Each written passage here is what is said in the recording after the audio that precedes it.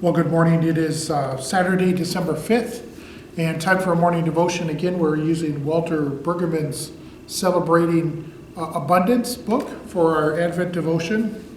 This one is called Glory in the Wilderness, and from Isaiah 35, verse 2. They shall see the glory of the Lord, the majesty of our God. And from Matthew chapter 3, verse 3, the first half. The voice of one crying out in the wilderness, prepare the way of the Lord, make his path straight. And so Dr. Brueggemann writes, Advent is the season when we await the coming of God's glory, which has not yet come. Glory. Since the world is so odd, we may wonder exactly what it is that we wait for. We may even ask if we would know it if we saw it. The glory of Yahweh is not simply bland or ordinary or enthusiastically religious. Affirmation of God's glory is always a counterstatement.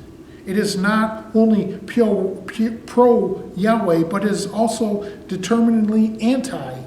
We do not know what we sing for if we do not understand what we sing against. The glory of God is not sung in a vacuum, but in the context where much is at risk. The context, according to the poems, is the wilderness and the desert. The wilderness is a place where the power of life is fragile and diminished. The inhabitants of the desert are those with weak hands and feeble knees and fearful hearts, those who have had their vitality crushed and their authority nullified and their will for life nearly defeated. The poem is a roll call of the marginalized, the blind, the deaf, the lame, the dumb, all the disabled. The wilderness is a place where the power of life is fragile and diminished. It is Advent time in the wilderness. Shriveled up earth and crushed down humanity await for the coming in the wilderness. It is no wonder that John quotes Isaiah, prepare in the wilderness a special way. It is no wonder that John, in anticipation of Jesus, says, there shall be glory.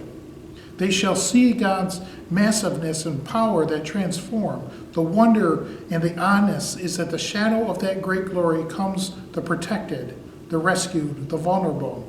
Value comes who travel for the first time in safety and joy. There finally is shalom on earth, even in the desert. The choirs, however, never sing of shalom on earth until they first celebrate the glory. The shalom of the desert follows from the glory of God. In Advent, we know about the God who transforms and makes new and begins again. No wonder creation and humanity, one at a time, all together, sing of the new world bursting with the abundant glory of God.